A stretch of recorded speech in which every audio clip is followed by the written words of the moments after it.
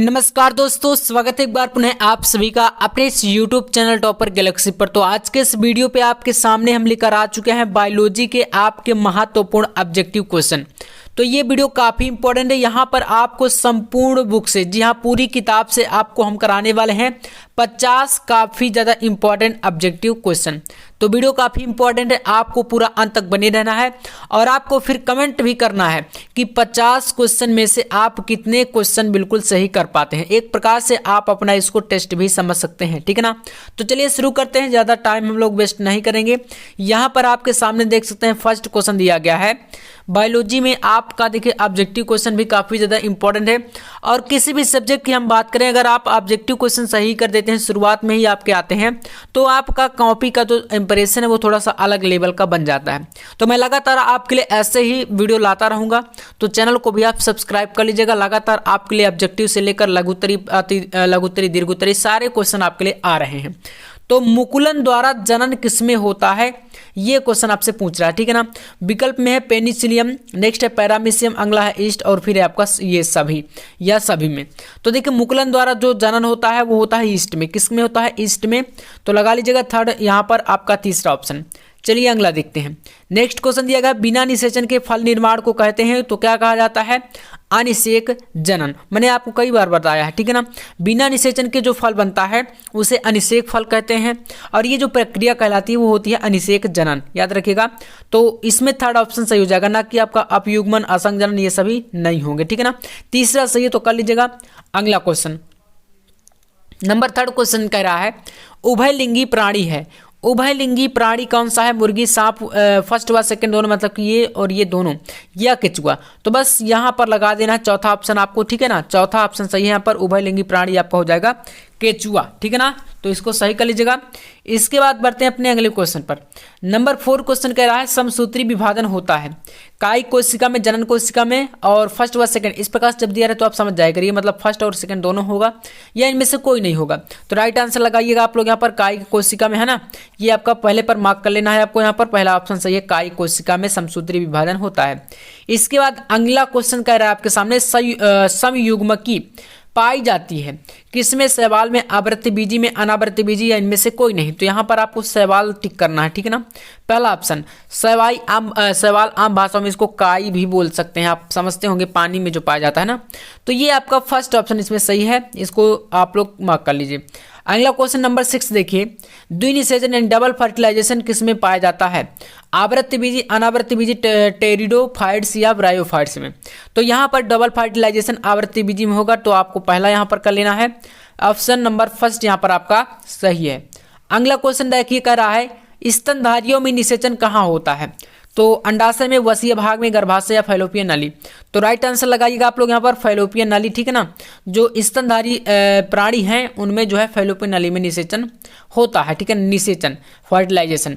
तो ये आपका राइट होगा, चौथा विकल्प। इसके बाद देखिए क्वेश्चन नंबर 8, इसमें कह रहा है कि युग्मक बनने की क्रिया को क्या कहते हैं?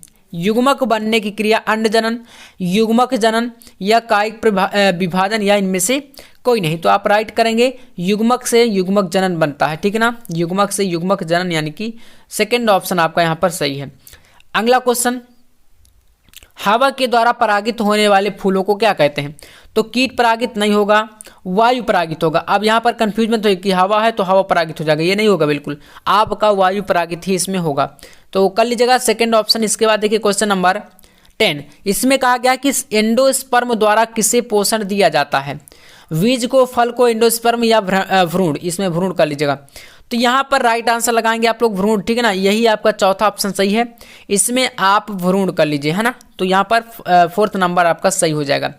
इसके बाद 11 नंबर क्वेश्चन देखिए कह रहा है अनुन्मलीय पुष्प निश्चित रूप से होते हैं। अनुन्मलीय पुष्प, देखिए आपको बता दें जो अनुन्मलीय पुष्प होते हैं इन्हें अनुन्मलीय क्यों कहते हैं? ऐसे पुष्प जो होते हैं ये कभी खुलते नहीं हैं, ठीक है ना। जैसे मान लीजिए मैं आपसे कहूँ कि कोई आपके पास एक इस प्रकार से पुष्प है, ठीक है ना, ये आपका पुष्प है, ऐसा बना लीजिएगा। अब मान लीजिए ये इसका मुंह जब खुलेगा नहीं तो इसको बोलेंगे हम लोग अनुन्मली, और इसके जो वर्तिकाग्र यहाँ पर है इसका जो पराग कण होंगे वो इस पुष्प से कहीं बाहर नहीं जाते हैं, ठीक है ना। मतलब खुलेगा नहीं पुष्प तो बाहर परागकण भी नहीं जाएंगे, और अगर परागकण बाहर नहीं जाएंगे तो फिर भाई साहब परागण इसी पुष्प में होगा, और इस प्रक्रिया को कहते हैं स्वपरागण, ठीक है ना। तो इसलिए यहाँ पर आपका राइट आंसर हो जाएगा स्वपरागण। मतलब किसी पुष्प के अगर जो परागकण है उसके वर्ती कागज से निकलकर किसी दूसरे पुष्प में चले जाते हैं तो उसको परपरागित बोलेंगे, और अगर उसी पुष्प में रहेंगे तो ये स्वपरागित, और अनुन्मलीय में स्वपरागण ही होता है, ठीक है ना। तो चलिए इसके बाद अगला क्वेश्चन, निम्न में से कीटभक्षी पौधा कौन सा है। तो कीटभक्षी पौधा यहाँ पर हो जाएगा कौन सा, देखिए दिया गया है में से कोई नहीं, इस प्रकार से विकल्प है ड्रोसेरा नेफ्थिस। तो यहाँ पर दोनों ये सही है, थर्ड नंबर और यह वाला थर्ड नंबर और सेकंड नंबर। तो फोर्थ आप कर दीजिएगा क्योंकि यहाँ पर इसमें सेकंड व थर्ड दोनों हो, तो इसलिए दोनों सही है, तो यहाँ पर आपका चौथा सही हो जाएगा। इसके बाद 13 नंबर क्वेश्चन देखिए, निम्न में से किसमें जल परागण होता है। जल परागण हाइड्रिला में होता है, ठीक है, याद कर लीजिएगा, थर्ड ऑप्शन सही है। इसके बाद अगला क्वेश्चन यहाँ पर आपके सामने है, देख सकते हैं। इसमें कहा गया स्तनधारी के शुक्राणु के मध्य भाग में क्या पाया जाता है, केंद्रक, रसधानी, माइट्रोकांड्रिया या सेंट्रियोल। तो देखिए स्तनधारी का जो शुक्राणु होता है मध्य भाग में माइट्रोकांड्रिया पाया जाता है, मैंने आपको कई बार बताया है। तो इसमें आप लगाएंगे माइट्रोकांड्रिया में, ठीक है ना, कर लीजिएगा। इसके बाद यहाँ पर देखिए क्वेश्चन नंबर 15, एक्रोसोम निम्नांकित में से किसका भाग है, ठीक है ना, किसका भाग होता है एक्रोसोम। तो राइट आंसर लगाइएगा आप लोग यहाँ पर, मानव शुक्राणु का शीर्ष भाग होता है, ठीक है ना, सेकंड ऑप्शन सही है आपको इसमें। अगला क्वेश्चन है, इनमें से कौन जन्मदर नियंत्रण की शैल्य विधि है। जन्म दर नियंत्रण की शैल्य विधि, तो यहाँ पर वैसेक्टोमी भी है, ट्यूबेक्टोमी भी है, लेकिन इसमें यहाँ पर थर्ड तो सही होगा। अब ट्यूबेक्टोमी और वैसेक्टोमी ये किससे संबंधित है, तो ये चीज़ आपको थोड़ा सा ध्यान देना पड़ेगा, ठीक है ना। यहाँ पर स्त्रियों और पुरुषों से संबंधित है, तो इनको आप लोग थोड़ा सा समझ लीजिएगा। यहाँ पर अभी के लिए जो अगर बात करें तो हमारा यहाँ पर दोनों विधियाँ हैं, इसलिए यहाँ पर थर्ड ऑप्शन कर दीजिए आप लोग, ठीक है ना। तीसरा आपका यहाँ पर सही है। इसके बाद अगला क्वेश्चन, नर हार्मोन की उत्पत्ति कहाँ होती है। तो नर हार्मोन्स की उत्पत्ति होती है वृषण में, ठीक है ना, इसको करिए। इसके बाद देखते हैं यहाँ पर अगला, सर्टोली कोशिकाएं पाई जाती हैं वृषण, गर्भाशय, अंडाशय या यकृत में। तो सर्टोली कोशिकाएं वृषण में पाई जाती हैं, ठीक है ना। तो फर्स्ट ऑप्शन कर लीजिए आप लोग यहाँ पर। 19 नंबर क्वेश्चन देखिए, 19 नंबर है, नर युग्मक तथा मादा युग्मक के संयोजन से क्या बनता है। अंडाणु, शुक्राणु, वीर्य, युग्मक। तो देखिए नर युग्मक और मादा युग्मक दोनों के संयोजन से बनता है यहाँ पर युग्मज। क्या बनेगा, युग्मज, यानी कि आप यहाँ पर फोर्थ नंबर कर लीजिए, युग्मज बनता है। अगला क्वेश्चन, एक्रोसोम भाग है डीएनए का, आरएनए का, शुक्राणु का या कोई नहीं। तो राइट आंसर लगाइएगा आप लोग यहाँ पर, इनमें से कोई नहीं, ऑप्शन नंबर 4। इसके बाद 21 नंबर क्वेश्चन देखिए, निम्न में से कौन सा यौन संचारित रोग है। तो भैया यहाँ पर आपको लगाना है सिफिलिस में, क्योंकि इसको बोलते हैं उपदंश, ठीक है ना। जैसे एड्स होता है ये भी यौन संचारित रोग होता है, इसी तरीके से यहाँ पर सिफिलिस आपका सही हो जाएगा, चौथा ऑप्शन आप लगा दीजिए। इसके बाद देखते हैं, निम्न में से कौन सा विषाणु जनित रोग है। तो विषाणु जनित यहाँ पर एड्स, क्योंकि HIV वायरस से होता है, याद रखिएगा। तो आप यहाँ पर पोलियो की और फ्लू इन सभी को लगा लीजिए, क्योंकि एड्स भी होता है, ये पोलियो भी और फ्लू भी, तो ये सभी आप लगाइए, ठीक है ना, ऑप्शन 4 में कर लीजिए। इसके बाद बात करते हैं यहाँ पर आपके सामने 23 नंबर, निम्न में से किसे कॉपर टी रोकता है। तो ये आपका परिवार नियोजन की एक विधि है, और इसमें आपका अंडोत्सर्ग को रोकता है कॉपर टी, ठीक है ना, इसको कर लेंगे। इसके बाद देखिए अगला क्वेश्चन है, जनसंख्या अधिक होने से क्या होता है। आय में कमी, खनिज पदार्थ की कमी, जमीन की कमी, ये सभी प्रकार से होता है, ठीक है, सारी की सारी जो है ये कमियां होती हैं। तो यहाँ पर आपको फोर्थ नंबर मार्क कर देना है। इसके बाद देखिए, इनमें से कौन यौन संबंध गुण है, वर्णांधता, रतौंधी, पूर्णांधता या इनमें से कोई नहीं। तो राइट आंसर मान लीजिए वर्णांधता में, ठीक है ना, वर्णांधता। इसके बाद देखिए 26 नंबर, हीमोफीलिया किस तरह की बीमारी है। हीमोफीलिया वंशागत रोग है, अप्रभावी लक्षण है, एक्स सूत्र संलग्न है या ये सभी। तो हीमोफीलिया किस तरीके की बीमारी है, तो ये सभी में कर देना है, मतलब कि चौथा ऑप्शन सही है आपका। अगला देखिए यहाँ पर क्वेश्चन करा है, मेंडल के प्रयोगों में विपरीत लक्षणों की जोड़ी को क्या कहते हैं। जीन, फिनोटाइप या इसे जीनोटाइप या आपका एलिल। तो राइट आंसर एलिल करेंगे, ठीक है ना। यहाँ पर आपका फोर्थ नंबर ऑप्शन आप लोग टिक कर लीजिएगा, इसको आपको एलिल में लगा देना, ठीक है ना। मेंडल के नियम मैंने आपको तीनों नियम पढ़ा दिए हैं, प्रभाविता, स्वतंत्र, अव्यूहन और एक आपका पृथक्करण। चलिए, संबद्धता की खोज किसने की थी। मेंडल ने स्टेनली व एवं मिलर ने, पन्ने ने, या इनमें से कोई नहीं। तो इसमें लगाएंगे आप लोग यहाँ पर थर्ड ऑप्शन पन्ने, ठीक है ना। तीसरा विकल्प आप कर लीजिएगा। इसके बाद 29 नंबर क्वेश्चन देखिए, आनुवंशिकी शब्द किसने प्रस्तावित किया? मेंडल, मार्गन, बेटसन या जोहानसन? तो राइट आंसर आपका यहाँ पर हो जाएगा बेटसन ने, ठीक है ना। थर्ड ऑप्शन करिएगा। इसके बाद 30 नंबर देखिए, कौन जैव विकास का सबसे स्पष्ट प्रमाण देता है? जीवाश्म, अवशेषी अंग, भ्रूण या आकार की? तो राइट आंसर मान लीजिए आप लोग यहाँ पर जीवाश्म आपका सही हो जाएगा। क्वेश्चन कह रहा है कि जैव विकास का स्पष्ट प्रमाण, तो यहाँ पर जैव विकास मतलब पुरानी चीजें, जीवाश्म आपका सही हो जाएगा ऑप्शन नंबर फर्स्ट में, ठीक है ना। इसके बाद देखिए 31 नंबर, आर्जित गुणों के वंशागति का सिद्धांत किसने दिया? हीके ने, डार्विन, डी वरीज ने, ठीक है ना, या लामा ने? तो राइट आंसर मारिएगा आप लोग इसमें लामा में, ऑप्शन नंबर 4 इसको कर लीजिएगा। इसके बाद 32 नंबर क्वेश्चन, डायनासोर किस दौरान उपस्थित थे? पोलियोजाइक के दौरान, प्री कैम्ब्रियन के दौरान, या सीनोजोइक या मीसोजोइक? तो यहाँ पर राइट आंसर आपको मारना है मीसोजोइक में, है ना, इसको कर लीजिएगा। 4th नंबर, इसके बाद देखिए यहाँ पर दिया गया है, एडेनिन की जगह साइटोसिन के आने को कहते हैं ट्रांसक्रिप्शन, ट्रांजिशन या ट्रांसवर्जन, या इनमें से कोई नहीं? तो इस प्रक्रिया को बोला जाता है यहाँ पर ट्रांसवर्जन, ठीक है ना। तो तीसरा विकल्प कर लीजिएगा।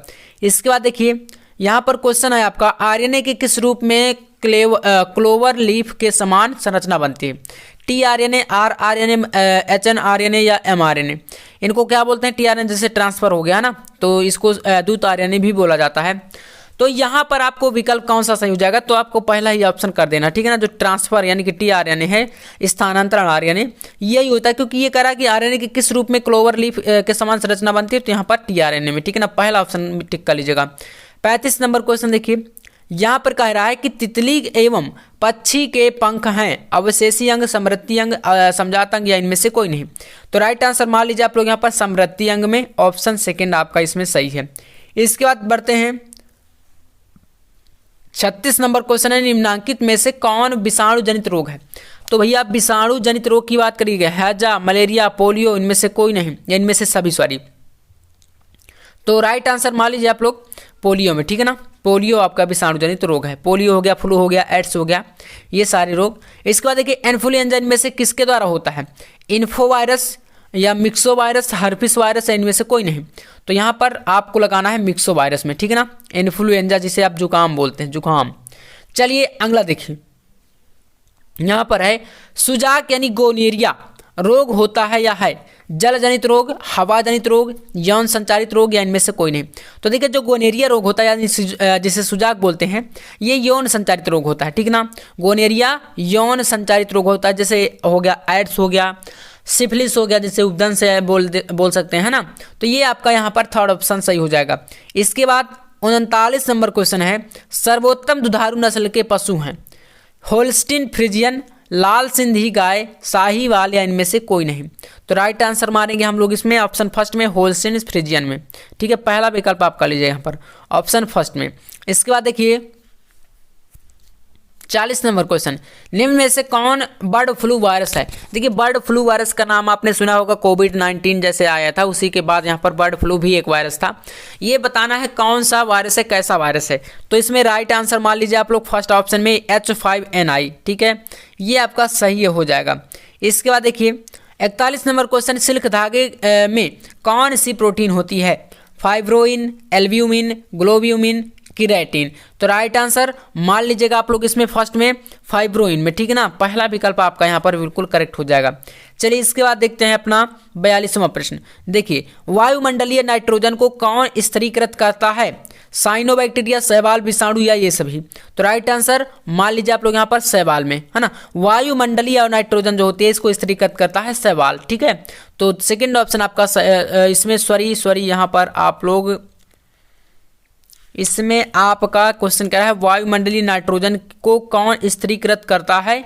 तो शैवाल आपका इसमें नहीं होगा, विषाणु तो हो नहीं सकता। तो यहाँ पर देखिए साइनोबैक्टीरिया मारिए आप लोग, क्योंकि यहाँ पर विषाणु और शैवाल नहीं होगा और ये सभी तो बिल्कुल नहीं हो सकते। तो फर्स्ट ऑप्शन इसमें मान लीजिएगा, यहाँ पर ये क्वेश्चन आपका पहला सही होगा, ठीक है ना, विकल्प। इसके बाद देखिए यहाँ पर आपके सामने है 43वां प्रश्न, बैक्टीरिया की खोज किसने की थी? तो बैक्टीरिया की खोज करी थी ल्यूवेनहॉक ने, ठीक है ना, ल्यूवेनहॉक, सेकेंड ऑप्शन। अगला क्वेश्चन, दूध से दही बनने में किस जीवाणु का उपयोग होता है? स्टेप्टोकोकस या लैक्टोबैसिलस या एनावेना या इनमें से कोई नहीं। तो लैक्टोबैसिलस आप लोग पढ़ते चले आ रहे हैं, तो सेकंड ऑप्शन आप लोग मार्क कर लीजिए। चलिए इसके बाद 45वां प्रश्न, यहाँ पर क्वेश्चन कर रहा है ब्रेड बनाने में कौन इस्तेमाल होता है? क्या जीवाणु, वेकर्स ईस्ट या सीडोमोनास या इनमें से कोई नहीं। तो राइट आंसर मारिएगा वेकर्स ईस्ट, सेकेंड ऑप्शन कर लीजिएगा।